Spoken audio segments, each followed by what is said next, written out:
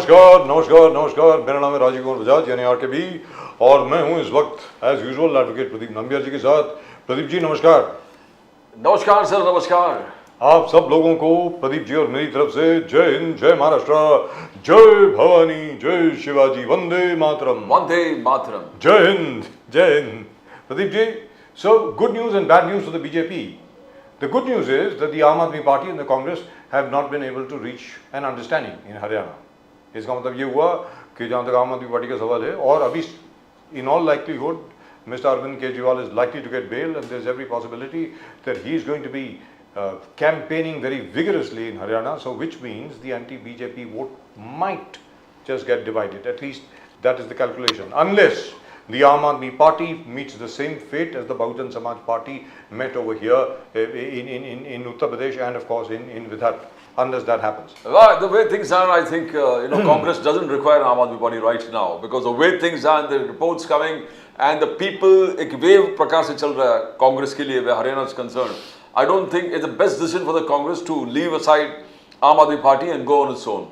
That's the right thing to do. There are lots and lots of people who agree with you entirely. Yes, yes. और सबसे बड़ी बात यहाँ पर ये, there is also fatigue, political fatigue, क्योंकि 10 साल से भारतीय जनता पार्टी की सरकार है और मतलब और हाँ इतना उन्होंने जरूर किया, खट्टर साहब को हटा दिया, खट्टर साहब को लाकर के पावर मिनिस्टर बना दिया दिल्ली में, तो वो एंटी इनकम्बेंसी शायद थोड़ी कम हो जाए ऐसा सोचा जा रहा है, बट होगी या नहीं होगी मुझे मालूम नहीं है।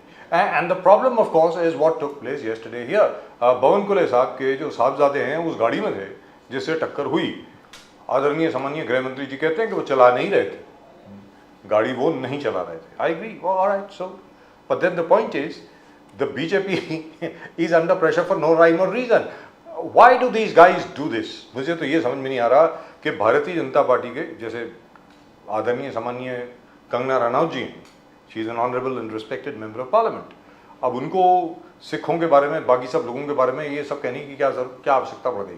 मतलब इट्स एम्बैरेसिंग। संजय राउत जी को वो बार का नाम भी याद है जहां जूनियर बावन कुलो जाकर निकले थे, लाहौरी बार, चिल्ला कर संजय राउत जी बोल रहे हैं। Just before we go to our guest, Lahori bar, just before we go to our guest, let me make it very clear, I am a big fan of Kangana Ranaut, at least her acting. I loved her in Queen, absolutely loved Tanu Weds Manu and absolutely adored Tanu Weds Manu Returns. And I think she has made the movie emergency picture उन्होंने बनाई है। मुझे ऐसा लगता है कि CBFC यानी central board of film certification को अगर उसमें कट चाहिए तो कट बता दीजिए, भैया 6-7 ये कट कर दीजिए या ये कर दीजिए, लेकिन पिक्चर रिलीज करिए। प्रदीप जी ये जब भी कोई पिक्चर बनती है उसमें ना जाने कितने हजारों लोगों का भविष्य उसके साथ जुड़ा हुआ होता है। People have financed the movie, people have given so much of money into the movie, and to delay it for such a long time is... But they're delaying it for the elections probably because emergency is a picture without the BJP top command, authority or approval, बनके और timing देखो तैयार होना just before the elections. तो everything seems to be very well planned और जो delay in certification also very prolonged delay with absolute जो timeline है BJP का उसके हिसाब से शायद जा रहा है. It's going as per the timeline, and the controversies she creates also as per the timeline, because जो जितने सिखों का पहले जो विरोध चल रहा था वो unfortunately alarmingly from तेलंगाना, अब तेलंगाना से सिख का कितना पॉपुलेशन है और सिखों का वहां से विरोध क्यों होना और उसके बाद जाके पंजाब एंड अदर प्लेसेस। लेकिन प्रदीप जी इसमें जो स्टे दिया गया है उसके रिलीज पर वो मध्य प्रदेश हाईकोर्ट से आया है, तो और मध्य प्रदेश हाईकोर्ट में बीजेपी की ही सरकार है, लेकिन मध्य प्रदेश हाईकोर्ट के जो जज साहब हैं इनफैक्ट उन्होंने जब देखा कि सिखों के बारे में ये कहा गया है उन्होंने खुद बहुत तारीफ करी। उन्होंने कहा कि मैं खुद दिल्ली में था कोविड के दौरान और हमने खुद देखा है कि किस प्रकार सिखों ने लंगर लगाया, दवाइयाँ प्रोवाइड की और लोगों की सेवा करी, और अगर कोई सिखों के बारे में इस किस्म की भाषा का प्रयोग करता है किसी भी फिल्म में तो ऐसी फिल्म को रिलीज करने के पहले 10 बार सोचना पड़ेगा, ऐसा उन्होंने कहा है। In any event we'll discuss that at the moment with us we have very distinguished guest indeed. We have our dear old friend from the BJP Pradeep Gawde साहब। प्रदीप गावड़े साहब नमस्कार। नमस्कार नमस्कार सर, नमस्कार। जय हिंद, जय महाराष्ट्र सर, जय सिया राम, कैसे हैं? जय हिंद सर, जय महाराष्ट्र। निजामुद्दीन रईन साहब क्या हाल है सर? नमस्कार अक्षय सर, जय हिंद सर, जय हिंद, जय हिंद। नमस्कार नमस्कार। और मुकेश गांधी साहब, मुकेश गांधी साहब फ्रॉम दी अजीत दल अपार एनसीपी।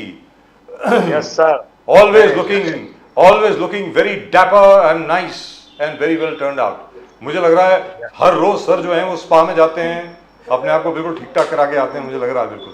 मुकेश गांधी साहब फैंटास्टिक। स्विमिंग पूल में जाते हैं, स्विमिंग करने को जाते हैं। स्विमिंग करने को जाते हैं सर, आप घर में स्विमिंग पूल है आपके, तो आपको कहीं जाने की जरूरत क्या है? साथ में और साथ में मुकेश अंबानी का स्विमिंग पूल है, आप पड़ोसी हैं उनके, अल्टामाउंट रोड पर रहते हैं, तो लिहाजा it's all right there in the neighborhood। Fantastic, really and truly lovely। Yeah, thank you। Right, so let's start with you as usual, Gowde साहब। Gowde साहब, जहाँ तक भारतीय जनता पार्टी का प्रश्न है, I think perhaps a door may have opened। अभी तक क्या था? You may disagree with me of course, आपके ऊपर है, I don't think you'll agree with me anyway।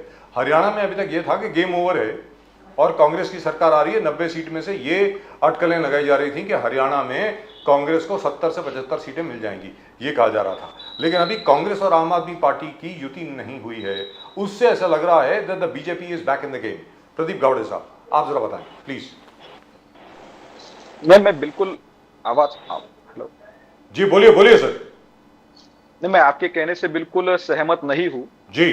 Congress का और आम आदमी पार्टी का अलायंस हो ना हो, ये उन दोनों पार्टियों के नेताओं के ऊपर निर्भर है, हमको उससे कुछ लेना देना नहीं है। हमने जो काम पिछले 10 वर्षों में हरियाणा में किया है, पहले 5 वर्षों में जो हमने काम किया, उसके बाद जनता ने फिर हमको हरियाणा की जनता की सेवा करने का मौका दिया, अगले 5 साल हमने और अच्छा काम किया। तो पिछले 10 सालों में हमने जो काम किया है, मुझे लगता है उस काम के भरोसे पर जनता हम पर विश्वास करेगी। इसकी वजह से किसी का अलायंस हो रहा है नहीं हो रहा है, उसका हमारे इलेक्शन प्रोस्पेक्ट्स के ऊपर कुछ परिणाम हो रहा है, तो हमको उस चीज से कुछ लेना देना नहीं है। अभी उन दोनों पार्टियों में एक है, सत्ता के लिए वो साथ में भी आना चाहते हैं और अंतर विरोध भी बहुत है। तो वो दो पार्टियों के नेता देखे उनको क्या करना है क्या नहीं करना है। मुझे ऐसा लगता है वो दोनों पार्टियों के नेताओं को लगता है कि उनका हरियाणा में सरकार में आने का कोई चांस नहीं है, इसकी वजह से शायद वो अलग अलग लड़ना चाहते होंगे, लेकिन वो उनकी मर्जी है।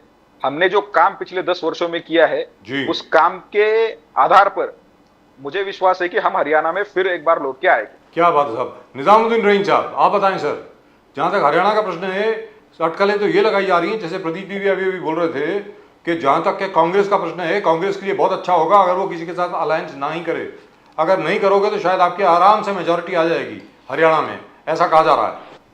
निजाम साहब। बिल्कुल सर, बिल्कुल मेजोरिटी आ रही है और बिल्कुल आ रही है। आप देखिएगा कि जिस तरह से हरियाणा की जनता वहां कांग्रेस को पसंद कर रही है, जितनी रैलियां हो रही हैं, जितनी मीटिंग्स हो रही हैं, और जितने अब तक आपके जो एनालिसिस करने वाले हैं उनसे आपने देखा होगा जिस तरह की रिपोर्ट है, तो वो बिल्कुल क्लियर है कि हम वहाँ 100% सरकार बनाने जा रहे हैं और बहुत अच्छे मार्जिन के साथ बनाने जा रहे हैं, क्योंकि हरियाणा की जनता 10 साल में इतना त्रस्त हो चुकी है बीजेपी और उनके एलाई से कि ऑटोमेटिक भगदड़ मच गई है वहां। अभी इनके यहाँ बीजेपी के नेता भी है और दूसरे इनके साथ जो एलाई वो भाग रहे हैं, अभी सब भागना चालू हो गया है। 2-3 दिनों में आप देखेंगे और बुरी तरीके से भगदड़ मचेगी। तो मुझे कहीं भी किसी तरह से कोई दुश्वारी नहीं है, बिल्कुल आराम से वहां चुनाव होगा और बढ़िया तरीके से हम सरकार बना के आएंगे, उसमें हमें कहीं कोई तरह से कोई प्रॉब्लम नहीं है। मुकेश गांधी साहब, sir what do you think will happen in Haryana? Haryana after Haryana is over, we'll come back to Maharashtra, sir. बोलिए सर। सर हरियाणा के बारे में मैं एक बात कहूंगा, हरियाणा की पॉलिटिक्स के साथ मैं बहुत कनेक्टेड हूँ। मैं हरियाणा में गुड़गांव में बहुत घुमा हूँ और ये सब जितने बड़े बड़े नेता हैं वो सब नेताओं को मिला हुआ हूँ जी। मुझे ये लगता है कि ये टाइम में जीत के तो बीजेपी आएगी पर कम सीटों से आएगी, और आप जो है वो एक प्रकार से बीजेपी की बी टीम बन जाएगी और कांग्रेस के वोट काट डालेगी। क्या यही एक वजह है मुकेश गांधी साहब, ये अटकलें लगाई जा रही हैं? फायदा होगा ये निश्चित है। मुकेश गांधी साहब, ये क्योंकि आपने आम आदमी पार्टी को बी टीम कहा बीजेपी की, मैं आपसे जानना चाहता हूं, सबका आदर और सम्मान रखते हुए, स्पेशली न्यायालय वगैरह सबका सम्मान रखते हुए, कहीं ऐसा तो नहीं है कि क्योंकि अब हरियाणा के चुनाव पास आ रहे हैं, कैंपेनिंग के लिए अगले 3 या 4 दिन में शायद अरविंद केजरीवाल साहब को बेल मिल जाएगी। अब ये अटकलें लगाई जा रही हैं। अभी आपकी अटकलें बहुत सही है, इसीलिए मैं कहता हूं कि हरियाणा में बीजेपी की बी टीम आप पार्टी हो जाएगी और नया ध्रुवीकरण होने वाला है। और फिर भी बीजेपी कांग्रेस टफ फाइट दे रहा है, वहां कांग्रेस का भी एटमॉस्फेयर अच्छा है वहां मेरे हिसाब से। पर ये आप पार्टी इनके वोट काटेंगी और जो अभी नए कुछ अंदर के जो बीजेपी के जो लीडर्स हैं ना, वो बहुत अच्छे हैं और वो लीडर के साथ में खक्कर जी का जो बैकिंग है और बीजेपी के जो नेतृत्व का जो बैकिंग है और जो संगठन है और आरएसएस भी वहां पूरा मदद कर रही है उनको, तो मुझे लगता है कि बीजेपी बॉर्डर पे आकर के भी जीत के अपनी सरकार बनाएगी। मुकेश गांधी साहब, मगर यहाँ पर तो आप एकदम खुलेआम बोल रहे कि Ajit Pawar for CM, Ajit Pawar for CM, तो क्या ये महायुति में दरार सा पैदा नहीं होगा?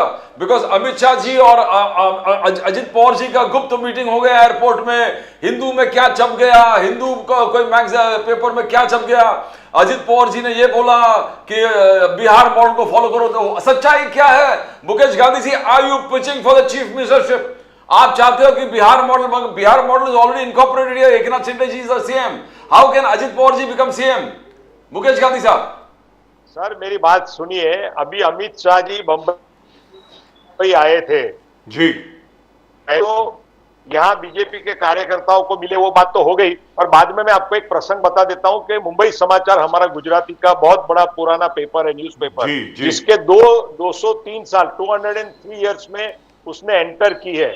ऐसा एक भाषावारी प्रांत का एक मुंबई समाचार जबरदस्त है कि एक जमाना में वो मुंबई समाचार की मुलाकात मैंने बाला साहब ठाकरे जी को भी ले जाकर के करवाई थी और बाला साहब ठाकरे जी वहां के पारसी ऑनर को मिलके बहुत खुश हुए थे और मुंबई समाचार ने बहुत पब्लिक, कामा साहब जी, वो बहुत पब्लिसिटी भी हुई थी। और अभी अमित शाह जी 203 साल के ये फेलिसिटेशन फंक्शन में आए थे, उनके साथ में शिंदे जी और फडणवीस जी भी आए थे।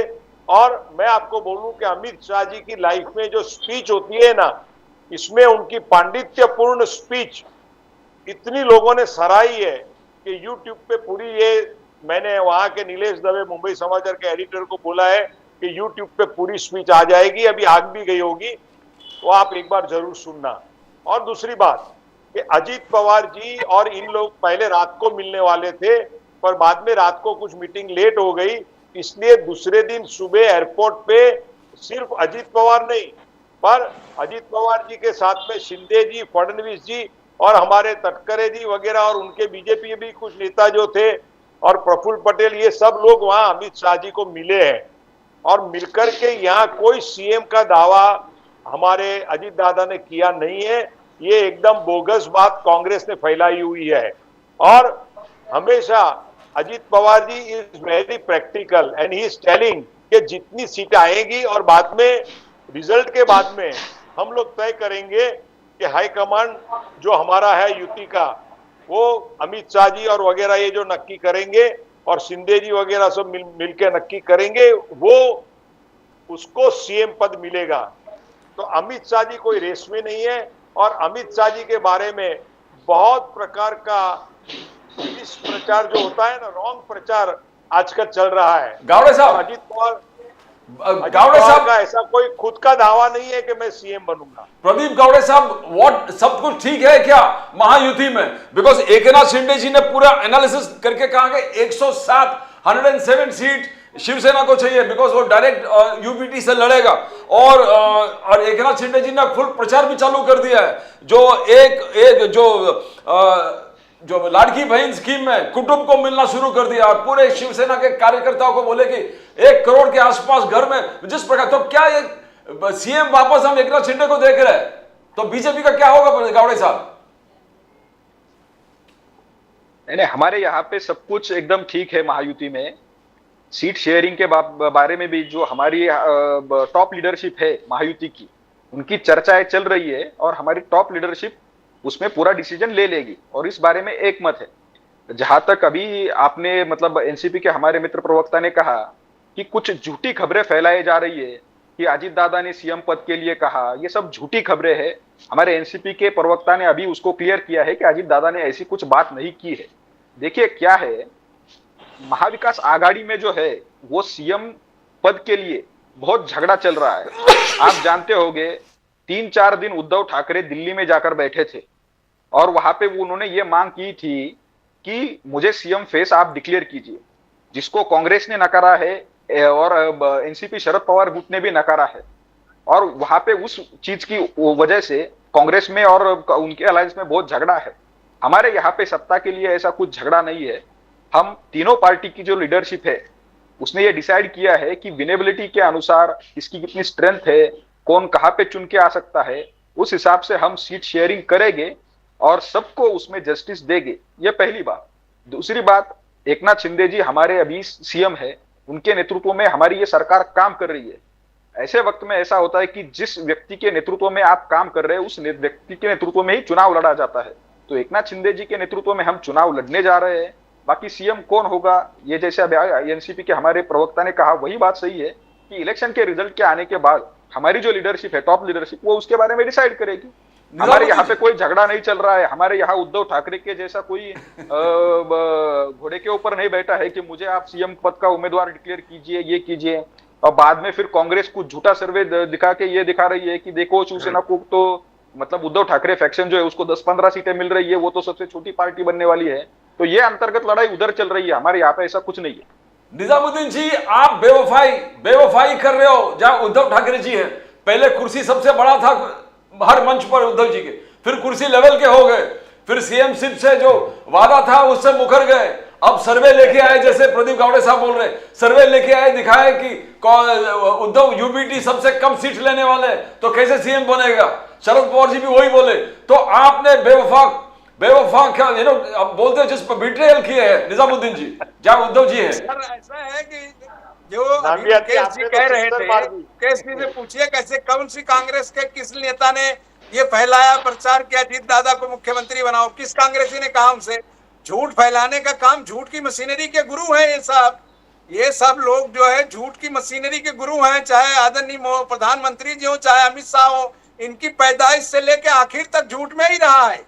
इन्होंने झूठ के अलावा जीवन में कुछ नहीं बोला। 400 आ रहे थे, 500 आ रहे थे, सारा कुछ आ रहे थे। फिर उसके बाद जब दूसरे का घर टेलीविजन पे बात कर रहे हैं, कांग्रेस के संस्कार मत दिखाइए। पैदाइश विदाइश आप कैसी भाषा कर रही है? नहीं, भाषा नहीं, हमने भाषा एकदम सही इस्तेमाल की है। बैठ जाता हूँ। स्क्रिप्ट ओपन हो जाएगी तो आप रोज पढ़ेंगे। पूरे पैदाइश का क्या सवाल आ गया? बायोग्राफी मालूम है, आप क्या बात करते हो? नरेंद्र मोदी पूरी हिस्ट्री आपकी, पूरी हिस्ट्री जिस दिन से बीजेपी बनी है और जिस दिन से आरएसएस बनी है, सिवाय झूठ के कुछ नहीं बात किया है। सैकड़ों उदाहरण आपको वीडियो के साथ दे सकता हूँ, सैकड़ों, एक नहीं सैकड़ों दे सकता हूँ। इसलिए जब आप बात करना, आपका वक्त टाइम आएगा तो आप जरूर बात करिए गावड़े साहब। हमको कोई बात नहीं, ध्यान से आपकी बात सुन रहे हैं। सैकड़ों आपके माननीय प्रधानमंत्री जी का, माननीय गृह मंत्री का, जो सिवाय झूठ के अलावा कुछ बात नहीं करते। लिहाज रखिए मेरे भाई, आप लिहाज नहीं रखेंगे तो हम आपको बोलने नहीं देंगे। और आप हमको धमकी भी मत दीजिए। मैं किसी की धमकी से डरता नहीं हूँ। मैं जो सच बात है वो आपके सामने रखता हूँ। बोलिए। झूठ के अलावा आपने आज तक बीजेपी ने इस देश में झूठ के अलावा क्या परोसा है? जितना पूरी हिस्ट्री है, तो आप पहले या तो आप हमारी बात सुन लें या फिर मैं आपकी बात सुनूं। मैं जब आप बात कर रहे थे दोनों मुकेश गांधी जी और प्रदीप गावड़े जी, आपने अपना पॉइंट रख दिया कि भाई देखिए, व्यक्तिगत तौर पर हमला ना कीजिए, आगे आप निजाम साहब को बोलने दीजिए। अगर वो कहते हैं कि भारतीय जनता पार्टी झूठ फैला रही है, काम नहीं किया, नहीं तो वो तो आप भी बोलते हैं। अरे सर, आप भी तो राहुल गांधी को पप्पू बोलते हैं ना। हमारा जो पक्ष का नियम है वो आपके सामने रख रहा हूँ। जी बोलिए। आप अभी बात कर रहे हैं कि अजीत दादा को, किस कांग्रेसी ने कहा कि भाई अजीत दादा को मुख्यमंत्री बनाओ? किसी कांग्रेसी ने झूठ फैलाने की बात की क्या? ये झूठ का पुलिंदा बीजेपी की देन है। इस देश में राजनीति में कभी इतनी बड़े पैमाने पर दलाली और बेईमानी नहीं हुई जितना बीजेपी ने शुरू कराया। निजाम जी, आज उद्धव तक ठाकरे कभी जी से झूठ नहीं हुआ। बेवफाई, जितने जितने बीजेपी के नेता बेवफाई। हैं, वो सिवाय झूठ के दूसरी बात करते हैं क्या? जो अपने भगवान के लिए झूठ बोलता है, जो सत्ता की दलाली के लिए कुछ भी बातें करता है। और ये कोई मैं नहीं कह रहा हूं, पूरी देश की मीडिया के सामने जितने आप प्रश्न है महाराष्ट्र आप की बात देखेंगे करो ना। तो आपको सामने से आ महाराष्ट्र की जाएगा बात करो। कि कहां कहां आपने झूठ बोला है। क्या इसमें उद्धव नई बात ठाकरे जी क्या से है? बेवफाई हो रहा है?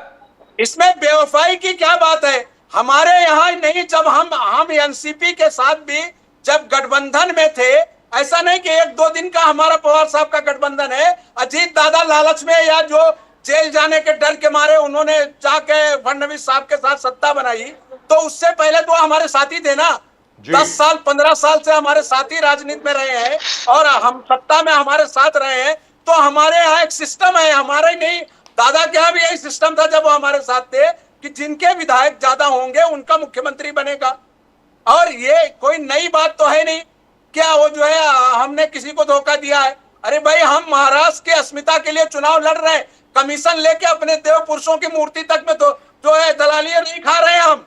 आज पूरा शहर देख रहा है, पूरा देश देख रहा है, आप हाथ पैर जोड़े माफी मांगे टहल रहे हो क्योंकि आपने दलाली के पैसे खा के जेब में आज जो है महाराष्ट्र के सामने बात कर रहे हैं। अरे हमारा उद्धव जी के साथ राजनीतिक गठबंधन है और हम उस राजनीतिक गठबंधन का धर्म पालन करेंगे। जो हमारे यहाँ तीनों दलों में से जिसके विधायक ज्यादा आएंगे, जो हम पिछले 15 साल से अपने एनसीपी के साथ चला के आ रहे हैं, उसी में मुकेश गांधी साहब भी थे। पूछिए सही है कि नहीं, क्या उसमें कुछ नया बदल कर रहे हैं? निजाम साहब आप गलती कर रहे हैं, मैं सुधार कर दूं। आज क्यों नहीं आप क्या चेहरा लागू करते? आपको बड़ी हमदर्दी है, मुख्यमंत्री ना बने उद्धव ठाकरे, तो आप अपना चेहरा क्लियर कर दीजिए कि साहब हमारे यहाँ यही चेहरा होंगे। आप क्या भी तो यही बयान आ रहा है ना कि हम इनको ज्यादा सीट नहीं लेने देंगे।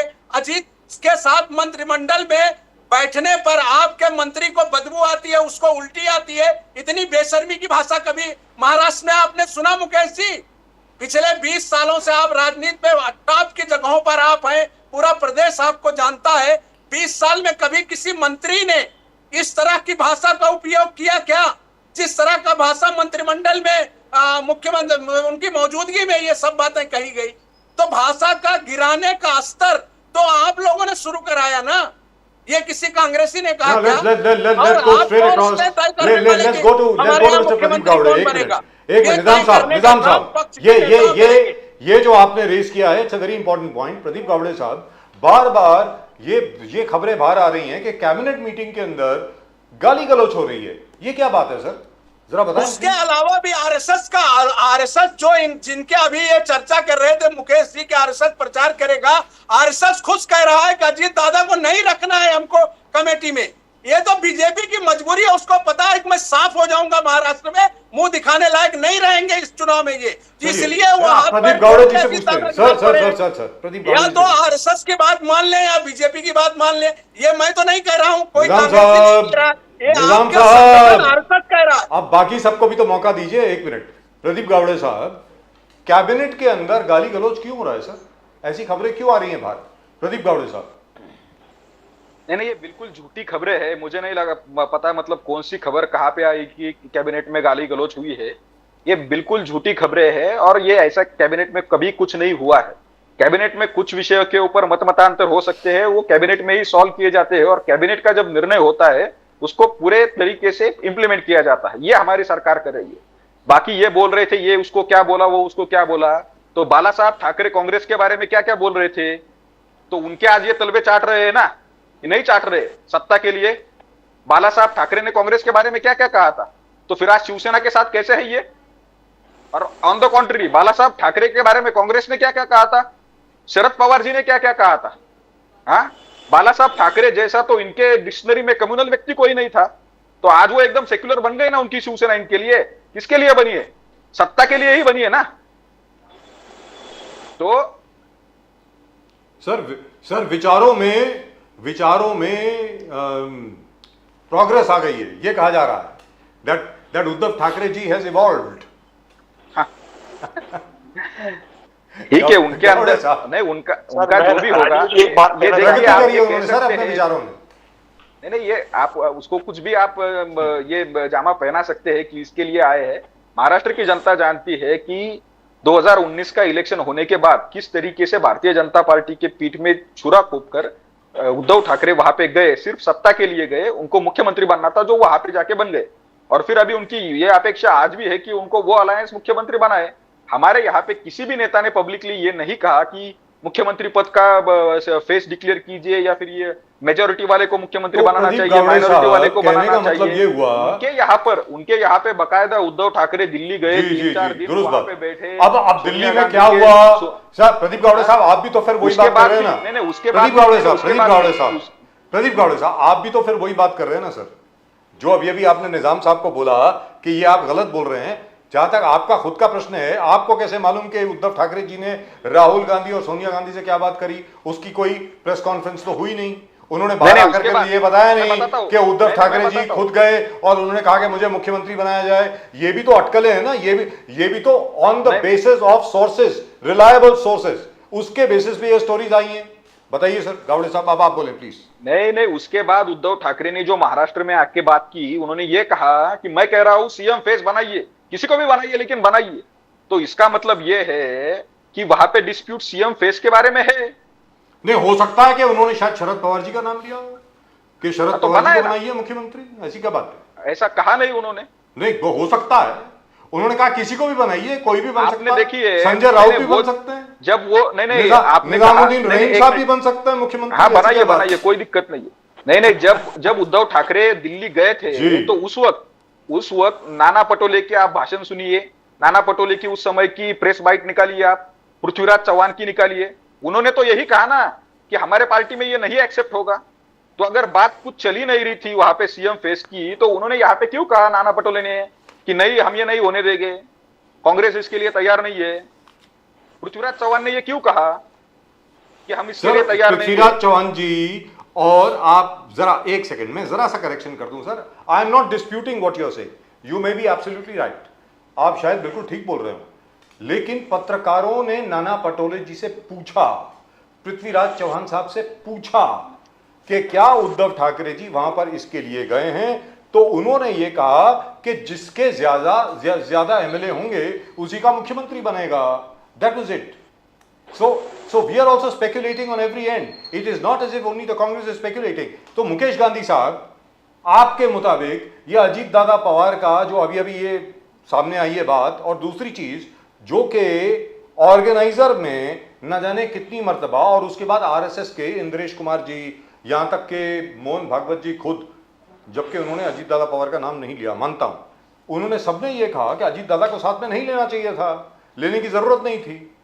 मुकेश गांधी साहब, देखिए, अभी ऐसा है कि आरएसएस की मंथन शिविर हो गई जी, और मंथन शिविर के अंदर भी एक प्रकार का जो बीजेपी के जो एस्टैब्लिश वर्कर है, जिन्होंने सालों से अपनी सारी शक्तियां, अपना समय, अपनी कैरियर पूरी लगा दी बीजेपी के लिए, पर बीजेपी ने सत्ता को पूरे ऑल इंडिया में स्प्रेड करने के लिए अमित शाह जी का जो आप पूरा कंसेप्ट है उसको आप जरा देखिए। मैं भले एनसीपी में ऊपर में एक पॉलिटिकल एनालिसिस करता सर हूं, आप बीजेपी के ज्यादा अमित क्लोज हैं, एनसीपी की बात आप कम करते हैं, ज्यादा नहीं, आरएसएस कोई की बात- बात करते हैं हमेशा। जी हाँ। नहीं, सही बात है ना, उसमें जो है तो है, बीजेपी बड़ा भाई है हमारा, तो उसकी जी। बात करनी चाहिए हमको। जी। तो वो क्या है, अमित शाह जी ने और पूरा ऑल ओवर इंडिया में ये बीजेपी के प्रसार करने के लिए इन्होंने अलग अलग स्टेट लेवल के ऊपर जो कुछ भी अलाइनमेंट किया, तो उसमें कुछ बेसिक कार्यकर्ताओं को स्कोप नहीं मिला। उसके कारण जैसे गुजरात में कांग्रेस ने के मोडवाडिया, जो हमेशा वहां के पोरबंदर के मोडवाडिया जो थे एमएलए, उसने हमेशा बीजेपी को 30 साल से गालियां दी, पर बीजेपी ने उसको एक्सेप्ट कर लिया और अपने साथ ले लिया। उससे गुजरात के कैडर के लोग बहुत जी, नाराज है, आज भी जी। नाराज है।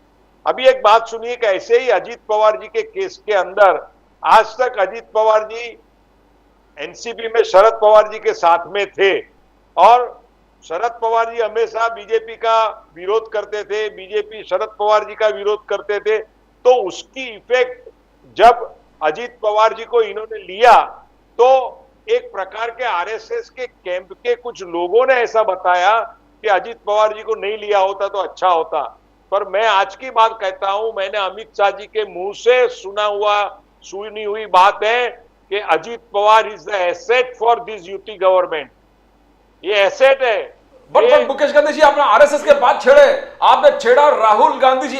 मैं समझ गया, you are saying that Amit Shah has given a clean chit, but Rahul Gandhi ji जिस प्रकार से यूएस में जाकर आरएसएस का आलोचना किया, बीजेपी का आइडियोलॉजी का आलोचना किया, बोले कि आरएसएस इज एंटी वुमन, वो महिलाओं के खिलाफ है आरएसएस, और आरएसएस ने कहा कि women's rightful place is the kitchen में उनका राइटफुल प्लेस है। तो जिस प्रकार से राहुल गांधी जी यूएस में जाके आरएसएस आइडियोलॉजी का आलोचना किया, आप इसको कैसे मानते हो?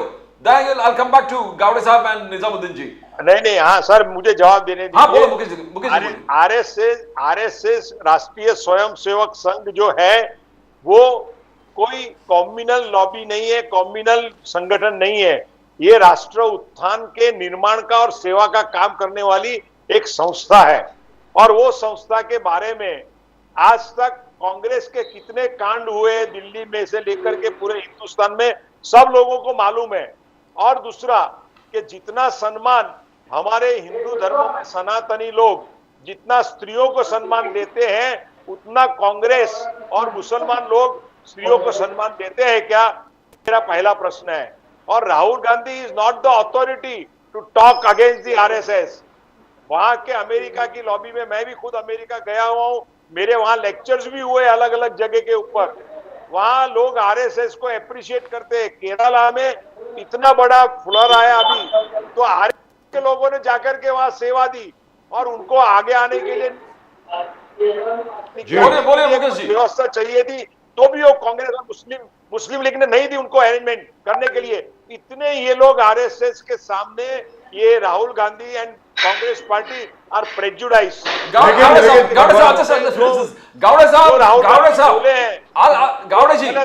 प्रदीप गावड़े जी, जो आलोचना राहुल गांधी जी ने किया है RSS ideology, BJP ideology, trade with China, joblessness, आपने हर चीज में जगह आपने सुना, स्पेशली आरएसएस, इस चीज को आप कैसे देखते हो गावड़े साहब? नहीं, मुझे इस विषय पे आप जरा सा विस्तार से बोलने दीजिए।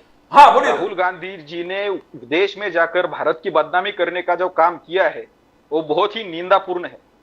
उन्होंने जो आप उनके जो स्पीच को रेफर कर रहे हैं, उन्होंने पहली बात जो फिर ये कही कि ओबीसी की संख्या सेक्रेटरीज लेवल पर बहुत कम है। मैं राहुल गांधी के इस मत से सहमत हूं, लेकिन इसका दोषी कौन है? इसका सबसे बड़ा गुनहगार अगर कोई होगा तो वो गांधी डायनेस्टी है। मैं आपको ये पूरे फैक्ट्स के अनुसार बताता हूं।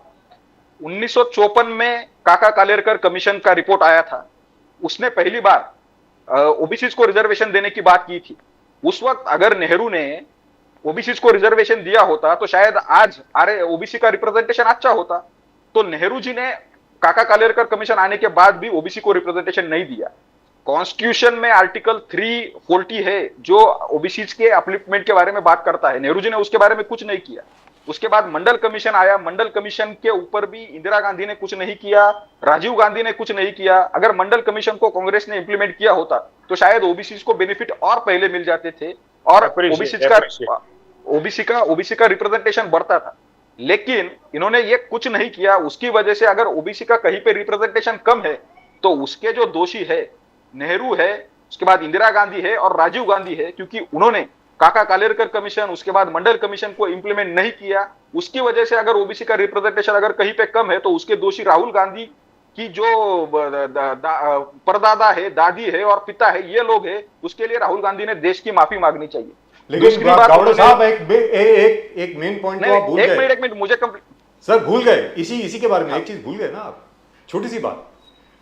जो ओबीसी मंडल कमीशन के बाद जिनको रिजर्वेशन मिला यूपीएससी में, उनका टर्न अब secretary, additional secretary, chief secretary, आगे जाकर के कैबिनेट सेक्रेटरी लेवल पे उनका टर्न जो बनने का आएगा वो आफ्टर 1996 बैच के बाद आएगा। तो मतलब they will become whatever senior that Rahul Gandhi wants them to become in somewhere around to 2027 or thereabouts, as far as I know. 2027 में बिल्कुल ये सब होगा। तो मैं कहता दर्शकों को सबको मालूम पड़ जाए ना सर, प्लीज। बिल्कुल यही नहीं, बिल्कुल आपने दुरुस्त बात कही है। कोई सेक्रेटरी एक दिन में नहीं बनता, वो प्रमोशन से बनता है। और राहुल गांधी के बयान में वृद्धि हो या फिर कांग्रेस के प्रवक्ता के हो, प्रमोशन में जो रिजर्वेशन का कॉन्स्टिट्यूशनल अमेंडमेंट है वो भी अटल बिहारी वाजपेयी की गवर्नमेंट ने किया है 2000 में। तो सेक्रेटरीज कोई एक दिन में नहीं बनता। और अगर राहुल गांधी जी ये बात कर रहे हैं तो वो बताए जब कांग्रेस की गवर्नमेंट थी तो कितने सेक्रेटरीज ओबीसी थे, कितने सेक्रेटरीज एससी एसटी थे, ये राहुल गांधी बताए। जहां तक मेरी जानकारी सर है, एससी एसटी जब में थे, कांग्रेस एससी एसटी में कोई प्रॉब्लम नहीं है, ओबीसी में प्रॉब्लम है। तो ये राहुल गांधी फैक्ट्स देकर बताए कि कितने थे उनके समय। जी जी जी। दूसरी बात ये कही गई कि महिला विरोध के बारे में, अरे महिलाओं को सबसे ज्यादा रिप्रेजेंटेशन देने का अभी ये असेंबलीज में और पार्लियामेंट में सबसे ज्यादा रिजर्वेशन 33% रिजर्वेशन देने का जो कानून है वो किसने लाया है? और ये कानून कब से विचाराधीन था? कांग्रेस ने क्यों नहीं लाया? फिर वो 33% जो पार्टी महिलाओं को रिजर्वेशन पार्लियामेंट में और असेंबलीज में देने जा रही है, जिसका कॉन्स्टिट्यूशनल अमेंडमेंट और बिल उसने पास किया, आप राहुल गांधी उसको महिला विरोधी कह रहे हैं? सर वो आप तो वो ये सब मोहन बहुत ही- भागवत जी को कोट कर रहे हैं सर, गावड़े साहब 2013 की मोहन भागवत जी की स्टेटमेंट है, उसको कोट कर रहे हैं। लेकिन यहां पर आपसे एक और सवाल पूछना चाहता हूं गावड़े साहब, ये this is very important. Mohan Bhagwat ji की 4 दिन पहले एक स्टेटमेंट आई थी, निजामुद्दीन साहब आप जरा ध्यान दें क्योंकि उसके बाद मैं आपके पास आ रहा हूं। उन्होंने कहा कि किसी को भी अपने आप को भगवान घोषित नहीं करना चाहिए। लोग कहें भगवान है या ईश्वर है वो ठीक है, अपने आप को भगवान घोषित नहीं करना चाहिए। अब विशेषज्ञों का यह ख्याल है, विश्लेषकों का यह ख्याल है कि वो डायरेक्ट अटैक है नरेंद्र मोदी जी के ऊपर, जब उन्होंने कहा कि शायद मैं बायोलॉजिकल नहीं हूं, मेरी मां के जाने के बाद मुझे ऐसा लगा कि भगवान ने मुझे यहां पे कुछ और कार्य करने को भेजा है, यानी मैं नॉन बायोलॉजिकल हूं। Sir why is mister Mohan Bhagwat attacking mister Modi? Gawde साहब नहीं, बिल्कुल गलत बात है ये। आरएसएस प्रमुख का जिस भाषण को आप रेफर कर रहे हैं वो संघ के स्वयंसेवकों के लिए एक भाषण था, उसमें उन्होंने कार्यकर्ताओं के लिए कुछ बातें कही है। उसका आप अगर मतलब एकदम स्ट्रेच करके किसी का कुछ और रेफरेंस निकालेंगे तो ये गलत बात है। सर मैं नहीं निकाल रहा, उन्होंने सर नहीं वो हर जगह पर खबर है, आपने भी पढ़ी होगी। नहीं वो क्या है, हर किसी का राजू जी, अपना राजू जी, इंटरप्रिटेशन। मैं इसके बारे में बोलना चाहता हूँ। एक दो अलग एक सेकंड उनको खत्म करने दीजिए, गावड़े साहब को खत्म करने दीजिए प्लीज। एक मिनट राजू जी, इसमें नरेंद्र मोदी जी को मिस इंटरप्रिटेशन किया जाता है। नरेंद्र मोदी ने जब टीवी पे बोला, हमने जब सुना, तो उन्होंने कहा, ऐसा नहीं कहा है कि मैं नॉन बायोलॉजिकल हूं और मैं भगवान का अवतार हूं, कुछ नहीं कहा है। उसने एक ही बात कही है कि मुझे इतनी जो सारी शक्ति मिलती है और लोग मेरा स्वीकार करते हैं, उसके पीछे कोई ईश्वर की असीम कृपा है कि जिसके कारण मैं सिर्फ मेरी माँ का संतान नहीं हूँ, पर मैं ये भारत माता का संतान हूँ। जी, और उसकी चलिए। सेवा करने I think ये बात निजामुद्दीन जी, कही है। पूरा डिबेट निजामुद्दीन जी इसी में गया। बिकॉज ये जब भी राहुल गांधी जी पे आरोप है कि बाहर जाके देश का अपमान करना, देश के बारे में करना, देश के जो भी उपलब्धि है उसको कम दिखा देना, अभी आरएसएस महिला विरोधी है, सरदारों को पगड़ी पहनने पर मनाही है, थोड़ा सरदार खड़ा नहीं पहन सकते यहाँ पर, तो ये क्या झूठ है? क्या ये कैसे आप देखते हो? ये देश के जिस प्रकार अपमानना करना, आप इसको कैसे आलोचना करना, गलत चीज को क्या, कौन सा सरदार को यहां पर तकलीफ है कि पगड़ी नहीं पहनने देते, खड़ा नहीं पहनने देते? निजामुद्दीन जी, आपको अच्छे से याद होगा कि भारत के प्रधानमंत्री आदरणीय मोदी जी जब विदेश गए थे तो उन्होंने बहुत साफ शब्दों में कहा था, अगर आपको याद हो, आपके चैनल पर हो तो हमारे मित्र को दिखाइए। उन्होंने ये कहा था कि मुझे शर्म आता है कि मैं भारत में पैदा हुआ। ये प्रधानमंत्री मोदी जी का बयान था। जी, आप उनको बताइए, झूठ बोल हाँ, रहे था। जो कभी नहीं, आप किसी पर it is absolutely correct. We have to कटाक्ष speak, करते sir. हैं, पहले तो Gawda sahab, we have to speak. पहले उसे It देख लें। was in और Canada. आज की It तारीख was in में Canada. पूरा It देश was राहुल गांधी सार्वजनिक के तौर पर कहा पीछे था। चलता जी है। बोलिए। आप कौन से जी जी जी, निजामुद्दीन साहब बोलिए। सर, मैं एक I am sorry sir, Mukesh Gandhi साहब, Mr. Okay, Nizamuddin okay. has been waiting for a long time. Let him speak. Okay Nizam साहब बोलिए please, I'll come back to you. देखिए, जो मैंने कहा ये ऑथेंटिक शब्द आपके चैनल पर है। जी है। अगर आपको चाहिए तो मैं मीडिया की कटिंग आपको भेज सकता हूं कि भारत के प्रधानमंत्री ने विदेश में जाकर ये कहा था कि मैं भारत में पैदा हुआ, मुझे शर्म आता है। और ये अरे नहीं जितनी कहा, ऐसा बातें मोदी जी ने अभी नहीं कहा। प्लीज, ऐसा कहा आप नहीं शांत है। रहिए आप अभी प्लीज। की अभी वो क्लिप मैं आपकी बात ध्यान से सुन रहा था। डोंट टॉक नॉनसेंस चलिए बोलिए निजाम साहब बोलिए। आप भी बेकार फालतू बेहुदा बात मत करिए मिस्टर गांधी। तमीज से बात करिए। क्या बात मैं करते आपसे हो? जूनियर तो नहीं हूँ। मोदी जी बोले नहीं हो, तुम कैसे बात कर सकते हो अगर ऐसे? नहीं बोले तो मैं आप ये मुझे चलो सड़ी दे निजामुद्दीन, देना, मेरे तुम खिलाफ निजाम आप केस जाके कर रहो देना। शांति से। अगर मैं आपको क्या नहीं बात दिखाया तो करते आप हो मेरे यार? खिलाफ केस कर देना।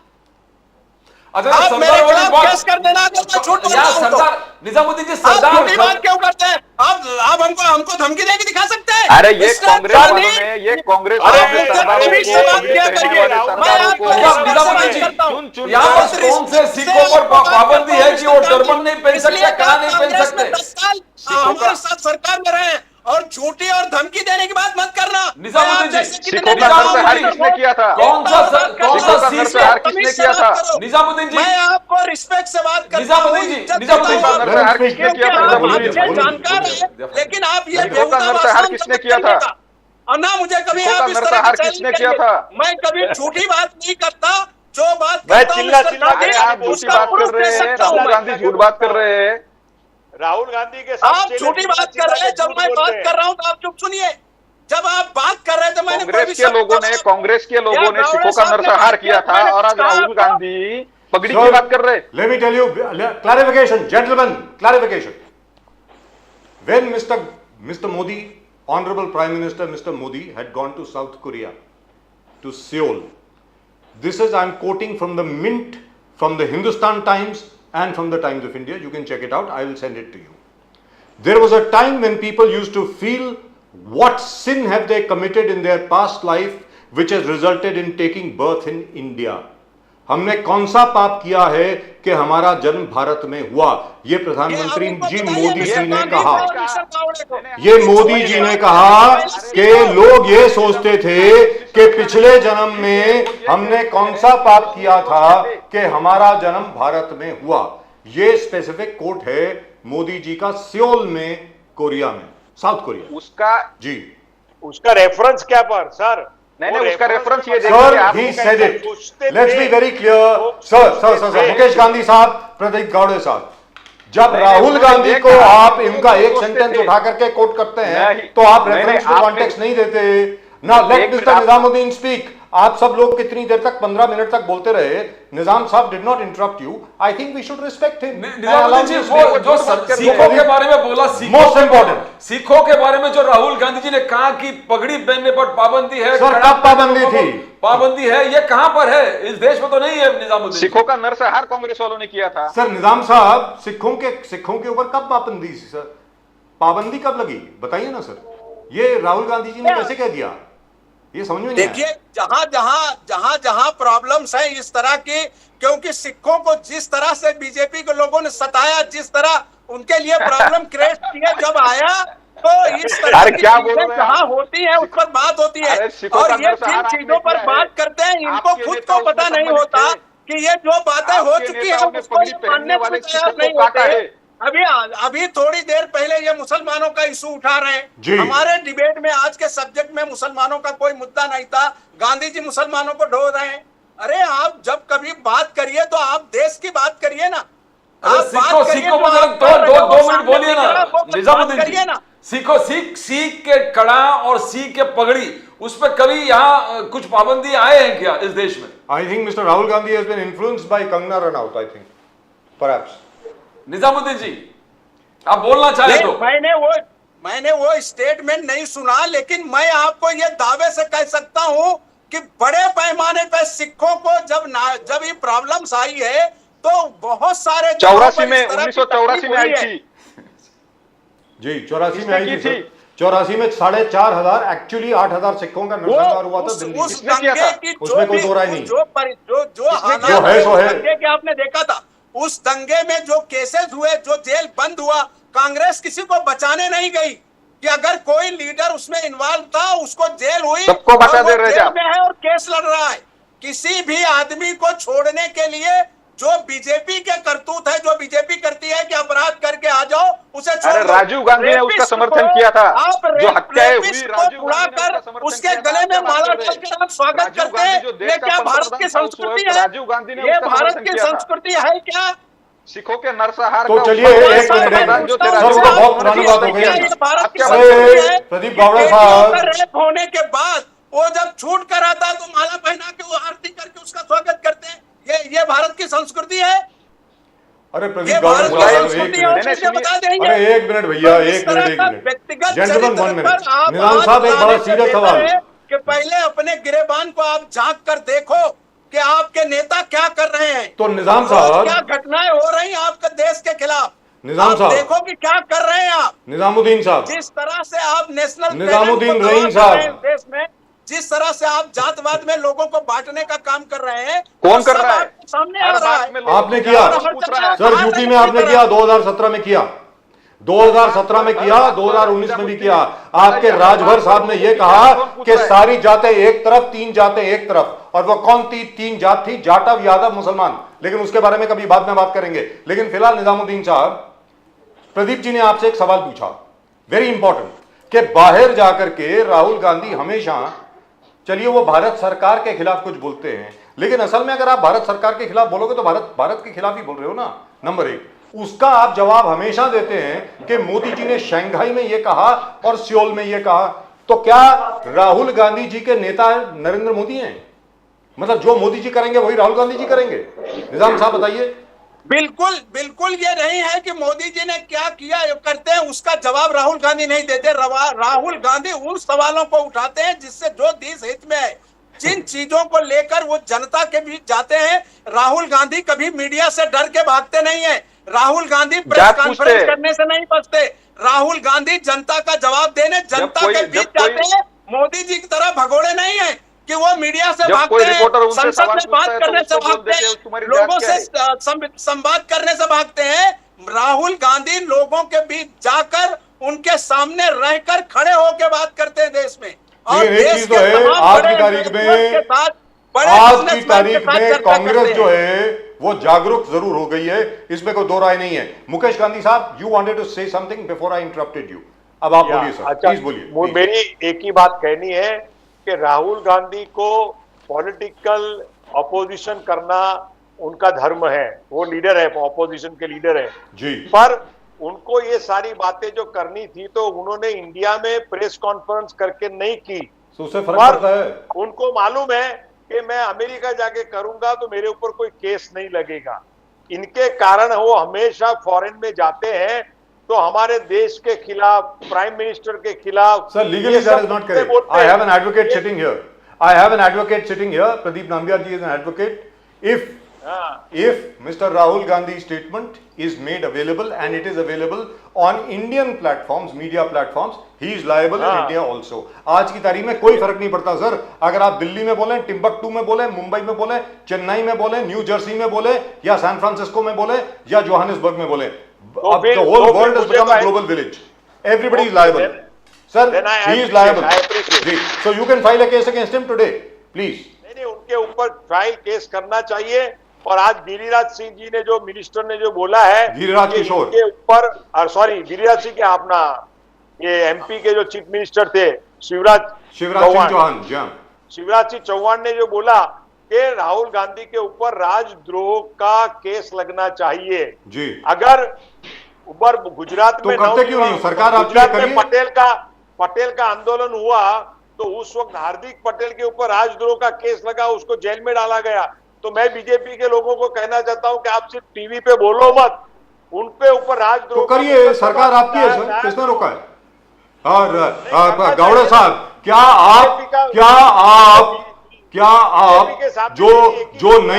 जो नई क्रिमिनल प्रणाली आई है, सीआरपीसी जो नई आई है, अरे मुकेश गांधी साहब एक minute, let's settle this right now.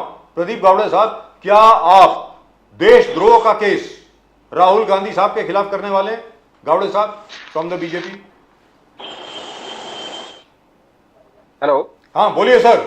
जैसे मुकेश गांधी साहब ने अभी सलाह दी है और उसके पहले शिवराज सिंह चौहान साहब ने कहा है, क्या आप राहुल गांधी जी के खिलाफ, क्या आप देशद्रोह का केस करने वाले हैं सर? नहीं, अगर इसमें से अगर किसी को लगता है कि उन्होंने जो भाषण किया है जी, उसमें जो कुछ इंग्रेडिएंट्स है, उससे जो अभी नया जो ये आया है बीएनएस, उसमें पुराना जो प्रोविजन है वो उसमें नहीं है नए बीएनएस में। लेकिन फिर भी अगर किसी को लगता है कि उससे अगर कोई क्रिमिनल ऑफेंस अट्रैक्ट हो सकता है तो जरूर वो उसमें कंप्लेंट करे, पुलिस उसका संज्ञान ले लेगी। जी Farooq Abdullah, देखिए, larger निजाम साहब, देखिए, देशद्रोह का केस लगना चाहिए राहुल गांधी के खिलाफ, ऐसा शिवराज सिंह जी चौहान कहते बड़े हैं, शौक से, ऐसा बड़े मुकेश गांधी शौक साहब से कहते हैं और इनको प्रदीप जावड़े चाहिए साहब कि कहते हैं। केस करके अब बोलिए। देख लें, जितने केस अब तक राहुल गांधी पर इन्होंने किए हैं उसका रिजल्ट इनके सामने है। मैंने वही कहा ना कि झूठ फरेब परोस कर लोगों को आप धोखा नहीं दे सकते। देश देख रहा है और देश उसका निर्णय आपके बारे में देता जा रहा है। अभी 4 राज्यों के चुनाव है, इसमें भी आपको जनता आपको सबक दे देगी, हमें उस बात की कोई चिंता नहीं है। I want to ask Mukesh Gandhi साहब, आपसे शुरू करता हूं। कांग्रेस, अच्छा गावड़े साहब आपसे शुरू करते हैं। गावड़े साहब, आर्टिकल 370 को रीइंपोज करने वाली बात जम्मू एंड कश्मीर में चल रहा है। गावड़े साहब, संविधान खतरे में है, कांग्रेस का कहना है संविधान का कॉपी लेकर सब जगह घूमते रहते हैं। आर्टिकल 370 35A इंपोज करेंगे, रीइंपोज करेंगे जम्मू एंड कश्मीर में। फारूक अब्दुल्ला, नेशनल कॉन्फ्रेंस खुलेआम उनके अपने एजेंडा में है, तो क्या अब तक कांग्रेस ने उनका आलोचना नहीं किया? क्या संविधान खतरे में चिल्लाने वाले इस पे कोई बयान नहीं देने से आप इसको कैसे देखते हो गावड़े साहब? नहीं, यही आपने बिल्कुल दुरुस्त बात कही है। ये कांग्रेस का दोगलापन है। अभी एनसी वहां पर 370 को और 35A को रीइंस्टेट करने की बात कर रही है, इनके साथ उनका अलायंस है, तो ये उनके अलायंस का एजेंडा हो गया 370 को रीइंस्टेट करने का। तो कांग्रेस ये चाहती है कि कश्मीर में फिर से एक बार 370 को इंप्लीमेंट कर वहां पर जो लोगों को अधिकार दिए गए हैं उसको छीना जाए। कांग्रेस चाहती है कि वहां पर अभी जो SC ST को रिजर्वेशन मिला है 370 और 35A हटने के बाद, कांग्रेस वो रिजर्वेशन SC ST का छीनना चाहती है। तो एक तरफ राहुल गांधी बाहर जाकर ये बोलेंगे कि SC ST को इंपावर करना है, और दूसरी ओर जम्मू कश्मीर में जो लोग ये कह रहे हैं कि SC ST का रिजर्वेशन खत्म करेंगे हम 370 को वापस लाकर, वो उनको करना है। तो गुज्जर जो गांधी साहब, बोलिए गावड़े साहब, ये फिर से कश्मीर के विरोधी लोग हैं। और जैसे अमित शाह जी ने कहा है कि 370 और 35A अभी ये हिस्ट्री बन गई है, और कि कोई मायकालाल उसको वापस नहीं ला सकता। गांधी साहब, क्या लोकतंत्र खतरे में है, संविधान खतरे में है? चिल्लाने वाले जब 370 को रीइंट्रोड्यूस करेंगे, रीइंस्टेट करेंगे, 35A को रीइंस्टेट करेंगे, सबसे इंपॉर्टेंट जाति जनगणना के माध्यम से दलित को आरक्षण देना, दलित को अपना हक देना, आज दलित, गुज्जर, बाकरवाल, पहाड़ी, इनको रिजर्वेशन के तहत रिजर्वेशन देकर नौकरी मिला है जम्मू एंड कश्मीर में, तो क्या ये सब छीनने वाले हैं? तो आप इस चीज को कैसे, क्या है कांग्रेस का दोगलापन है? कांग्रेस के प्रवक्ता को पूछिए ना ये। हाँ बोलिए ना, कांग्रेस के प्रवक्ता को पूछिए ना। मैं गांधी साहब से पूछ के फिर निजामुद्दीन जी के पास जाऊं। गांधी साहब बोलिए ना। नंबियार जी, संविधान बदलने की बात इस देश में बीजेपी के 8 सांसदों ने चुनाव प्रचार के दौरान, कर्नाटक के सांसद, आपके हरियाणा के सांसद, सबके रिकॉर्ड ऑफिशियल दर्ज हैं। जैसे अभी इनको मैंने बताया, कश्मीर के बारे में बोलिए आप, कश्मीर के बारे में।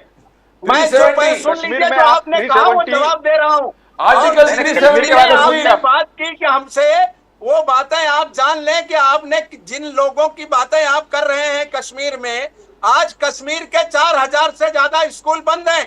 आप 370 खत्म करके बड़ी बड़ी बातें कर रहे थे। कश्मीर में आज भी एक भी पंडित का रिजर्वेशन छीनना चाहते हैं, इसके बारे में बोलिए आप चुप रहे, सुन लीजिए, हम तो आपके सुन रहे थे ना। आप कश्मीरी ब्राह्मण को ले जाके वापस जिनका कश्मीर था बसा पाए क्या? एक भी बताएंगे आप जैसे लोग आए हैं बीच में, आपने बसाया क्या? बसाएंगे, हम आप नहीं बसा सकते, क्योंकि आपको सिर्फ राजनीति करनी है। कश्मीर के नाम पर आपको सिर्फ राजनीति करनी है और बाकी आपका कश्मीर से कुछ संबंध नहीं है।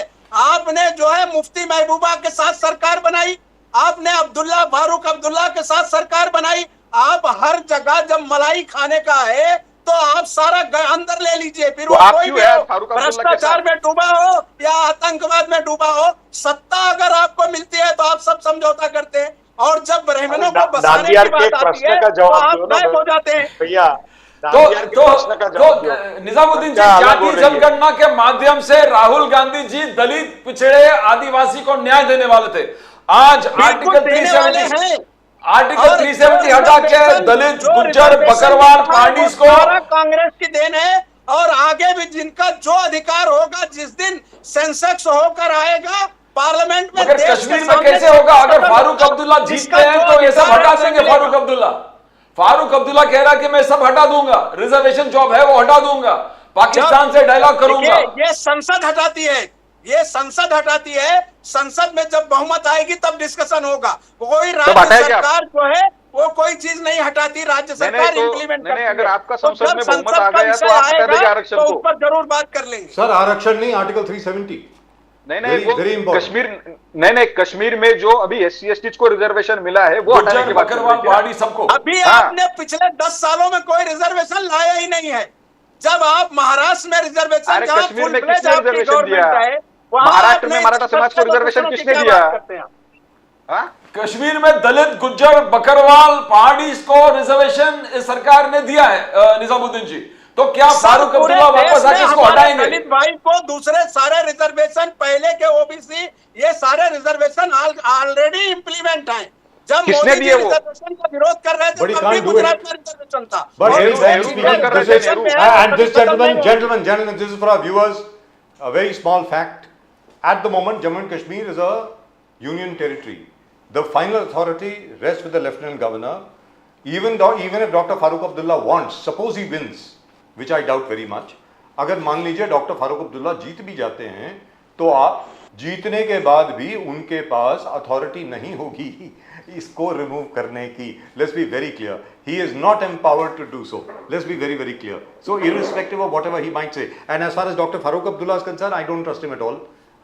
Nizam Saab will also agree with me, and so will I think Gowde साहब and मुकेश गांधी। वो फारूक अब्दुल्ला साहब सुबह कुछ और बोलते हैं, दोपहर में कुछ और बोलते हैं, रात को फिर राम भजन गाना शुरू कर देते हैं। मतलब उनके बारे में क्या क्या बहुत अमेजिंग चीज है। अफजल गुरु पे जो स्टेटमेंट उमर अब्दुल्ला ने कहा कि अफजल गुरु के हैंगिंग जो था वो उस पे वो नहीं होना चाहिए था, वो गलती मान रहे। सुप्रीम कोर्ट तक मैटर गया, जुडिशियल एक प्रोसेस होने के बाद उनको फांसी दिया गया। इन्वेस्टिगेशन में पूरा मिला के कश्मीर, पाकिस्तान ऑक्युपाइड कश्मीर में जाके ट्रेनिंग लिया था, पार्लियामेंट अटैक में उनका हाथ था, और अब फारूक उमर अब्दुल्ला कहता है कि वो गलत हुआ। तो निजाम साहब ये क्या जीतने के लिए कुछ भी करेंगे? कुछ भी देखिए, जीतने के लिए कुछ का विषय नहीं है। जब ये उसके बाद उस तक इनकी सरकार में कौन था? ये फारूक अब्दुल्ला और उमर अब्दुल्ला के साथ सरकार इन्होंने बनाया कि नहीं बनाया? इन्होंने मुफ्ती महबूबा के साथ नहीं था, नहीं बनाया? अरे आपने कितनी बार बनाई उनके साथ सरकार? की मलाई इनको खाना होता है, आपने तो ये कितनी कुछ बार नहीं बनाई करते। उनके साथ अफजल सरकार? गुरु को फांसी किसने दिया? कांग्रेस ने दिया, बीजेपी ने फांसी नहीं दिया उनको। करेक्ट। ये बात नहीं कर सकते, इनको अधिकार नहीं है कि ये आतंकवाद पे बात करें। इनके नेता का कांग्रेस विरोध क्यों नहीं कर रहा है? इस स्टेटमेंट का कांग्रेस विरोध क्यों नहीं कर रहा? नाज़िर हुसैन साहब सकते हैं, इनका संबंध भी आतंकवाद से है। आतंकवादियों को छोड़ने कौन गया था? आप इनको पूछिए। देशभक्ति की बात कर रहे हैं, आतंकवादियों को छोड़ने कौन गया? हाफिज मसूद को किसने छोड़ा? कांग्रेस ने छोड़ा था क्या? गावड़े साहब, ये इस पे कैसे देखते हो? अफजल गुरु वाले बयान जो उमर अब्दुल्ला को आप कैसे देखते हो? क्या देश हित में, क्या राष्ट्र हित में है? नहीं, ये बिल्कुल गलत बयान है। और जैसे आपने अभी कहा कि कांग्रेस के प्रवक्ता उसके ऊपर बोले ना कि ये बयान गलत है। आप चलिए, आप अफजल गुरु के बारे में बात कर रहे हैं। यहाँ पे वो टाइगर मेमन को जब फांसी हुई थी तो आपके मुंबई के MLA कांग्रेस के बड़े मंत्री है असलम शेख, जो राष्ट्रपति, टाइगर मेमन के भाई को, टाइगर मेमन के उसको, भाई को, टाइगर मेमन, हाँ बराबर, उसको जब फांसी हुई थी जी। तो राष्ट्रपति को जो उसकी फांसी माफी करो ये लेटर लिखा था, उसमें असलम शेख था कि नहीं था? वो कांग्रेस का मिनिस्टर है ना, मिनिस्टर था ना, मुंबई का वो गार्डियन मिनिस्टर था।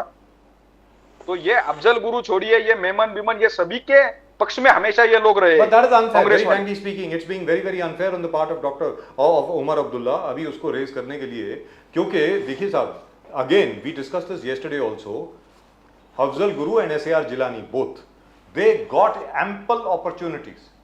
सर ट्रायल कोर्ट से लेकर के सीधा हाई कोर्ट के अंदर न जाने कितनी अपील्स हुई, सुप्रीम कोर्ट में कितनी, और निजाम साहब आपको याद होगा फांसी के पहले जब प्रेसिडेंट साहिबा ने उनको रिजेक्ट कर दिया था, उनकी जो अपील थी वो रिजेक्ट कर दी थी, उसके बाद सुप्रीम कोर्ट ने रात को आखिरी पिटीशन सुनी अफजल गुरु की।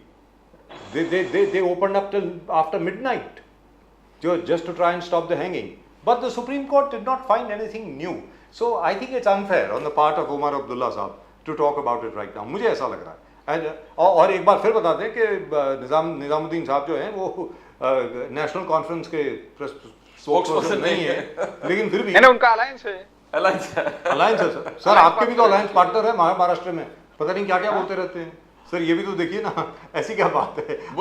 हमारे रामदास कदम साहब हो गए, बाकी सब हो गए, वो क्या क्या बोलते हैं। अब ये भी तो देखिए, अब अलायंस पार्टनर्स को कौन कंट्रोल कर सकता है सर। इनको नहीं ध्यान रहती, इनको वो बातें ध्यान ये कोई रहती है जिसमें नेशनल सत्ता इंटीग्रिटी की कुछ बात नहीं फायदा हो करते जाए। हैं। राजीव जी, मगर ये राष्ट्र सुरक्षा, राष्ट्र हित की बात है। मुकेश गांधी जी, इंटीग्रिटी के बारे में But does it matter Rajiv today? जी, बोले एक बोले मिनट, राजीव जी, ये हाँ, बोलिए, प्रश्न बोलिए। नेशनल इंटीग्रिटी का है। मेरा एक कंक्लूजन में एक बात कहनी ये है कि आज हमारे देश के ऊपर अलग अलग अमेरिकन गवर्नमेंट की ओर से, वहां के डिप्लोमेट की ओर से, चाइना की ओर से, कई नेशन में से बांग्लादेश की ओर से कितने बड़े तूफान आ रहे हैं, उसमें उसके सामने टक्कर लेने के लिए हमारी एनडीए की गवर्नमेंट आज खड़ी है। नरेंद्र मोदी जी उसके लिए काम कर रहे हैं। अभी ये हमारा कम भाग्य है, कम नसीबी है कि हमारे देश के ऑपोजिशन के एक स्ट्रांग लीडर होने के बावजूद भी राहुल गांधी जी एक रॉन्ग नरेशन जाकर के फॉरेन में देते हैं। उसको हमें कंडेम करना चाहिए, उसका अपोज करना चाहिए और हमें प्रार्थना करनी चाहिए सभी लोगों को, हम कोई भी पार्टी में हो, पर हम सबको एक ही काम करना चाहिए कि हमारा देश सुरक्षित रहेगा तो समृद्ध रहेगा, समृद्ध रहेगा तो हमारा रोटी कपड़ा मकान का प्रॉब्लम भी सॉल्व होगा और हमारे देश में शांति अमन आज है वो बरकरार रहनी चाहिए। ऐसी मैं हम सबको निजाम साहब आप बोले, निजाम साहब, जो मुकेश गांधी साहब ने अपील करी है राहुल गांधी जी से कि आप जरा बाहर विदेश में जाकर के तो भारत की मतलब बुराई ना करें। सर, हाँ बोलिए ना सर। मैं ये कह रहा हूं कि राहुल गांधी स्वयं देश के प्रधानमंत्री को, संसद को, उन्होंने कहा था कि हम बैठना चाहते हैं इस पर, चाइना पर, ये मानने को तैयार नहीं। चाइना इनके छाती पर घुस के बैठ गया है। ये अरे चाइना से जब फेस ऑफ चल रहा था, राहुल गांधी चाइनीज दूतावास के पास नहीं पहल किया, आपने नहीं पहल चाइना किया। को पहली आप तो जमीन देश तो को झूठ बोल जवाहरलाल रहे नेहरू ने थे, दी है। आप देश को झूठ जवाहरलाल बोलने नेहरू में के हार बीजेपी गए लगी चाइना थी के कि साथ हमारे यहाँ जो है सैनिकों के पास संसद, हमारे यहाँ सैनिकों के चाइना लिए नहीं तो घुसा है। हथियार भी आज नहीं की भी दिए थे। घटना है, आज भी और तो चाइना को तस्वीरें जाकर के नासा की। सरेंडर आप देख जवाहरलाल लीजिए नेहरू चाइना हो गए अपना घुसा और हुआ है। आज भी चाइना आप की एक्सेप्ट करने चमचागिरी को का तैयार काम नहीं ये है, राहुल अपने गांधी कर रहा बढ़ाई है। के लिए देश क्या को आप बात धोखे करते में हो डाल आप? रहे हैं। Unfair, 1 against 2. That's unfair. All right, next time we'll have to have somebody else also. We'll have to make it 2 against 2. You have Pradeep Gowda Saab and Mukesh Gandhi Saab on one side, and Nizam Saab holding his own and very well indeed for a long time. Gentlemen, gentlemen, thank you very much. एक चीज याद रख लीजिए, हम सब लोग हिंदुस्तानी हैं, Thank you. हम सब लोग भारतीय हैं और हम सब वाह। लोगों में देशभक्ति है साहब। कोई भी काम करे, बस, बस। ये देखिए कि देश पे खतरा ना आए, बाकी जो मर्जी करो भाई। बस, बस। थैंक मेरी यू सो यही मच अपील है। जेंटलमैन। और वैसे भी आजकल So गणपति nice. है, आप सब लोगों को गणपति की बहुत बहुत मुबारकबाद। ओम श्री गणेशाय नमः। Thank you gentleman, thank you. चलो Ganpati Bappa Morya. Ganpati Bappa Morya. Thank you so much. Thank you. Well, that was nice. But as far as Article 370 is concerned, I think that's more of a